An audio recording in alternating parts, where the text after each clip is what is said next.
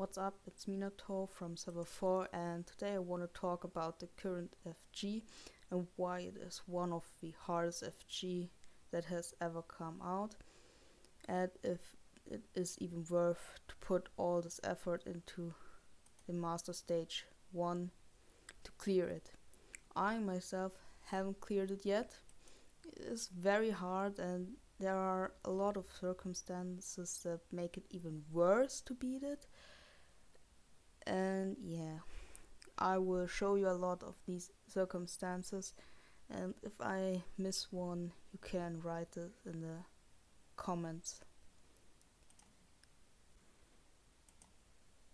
Okay, so this is the team I will be using. As you can see, I'm not level 85 yet, which is huge, especially for FG, because my Kakashi can't do a second jutsu on turn 4 if he doesn't get hit, which is one of the circumstances I will mention later on. And yeah, I will do a little cut and see if I can get a good round to show you some bad examples that you don't want to get. Okay, here is a good example for the first screen that you definitely don't want. It's not the worst you can get, but it's close to, because I did not get a second skill from Naruto and not a second skill from Tobi, which is kinda bad because Tobi would lower the damage reduction rate for Sasuke for the rest of the battle, and Naruto would boost the attack for, I don't know right now, I think for all shinobi, can be for only a shinobi for the rest of the battle. And yeah, I didn't get a single one of them, but you would really like to get those because they are really important if you have a hard time beating this stage. Let's see if they hit Kakashi or not, because if not, there is right second reason why you would like to reset it. Okay, yeah, no Kakashi hit, no skill 2s. This is a really bad round. You don't want to keep a round like this if you're trying to beat the stage. So yeah, those were two of the casual reasons why you would reset a try. So casual reasons, I mean, they occur in every FG. If you're not level 85, you have the thing with Kakashi, or maybe Kiba for you if you don't own Kakashi. You may use Kiba, and for him it's the same thing. And then there are two more casual reasons to reset, and that is if a unit gets killed, which might not be that huge, because usually your units doesn't get killed if you're close to beat M1, and if your units doesn't crit, which is very huge, because units sometimes just don't crit even if they have 60% or 70% crit rate. You just don't get a crit. For that point with the crits, I want to show now for Minato. One time with crit and one time without crit, and what huge of an impact that actually is. So I slow down a bit. Oh yeah, that was pretty much even guard rate. So that was non-crit with guard rate from Naruto, I think, because that was way too less damage.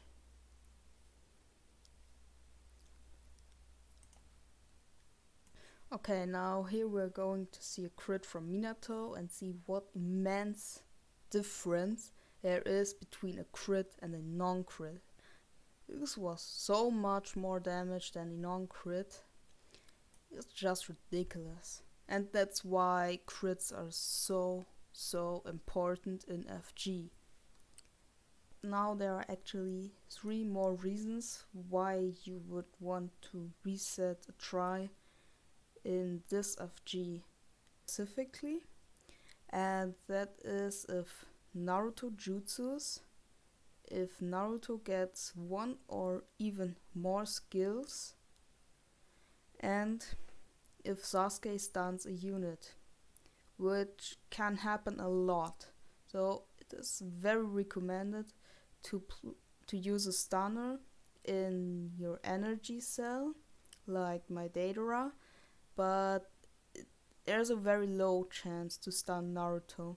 You can also try to kill Naruto with the energy cell, which is possible if you do enough damage with the spirit cell and the energy cell together.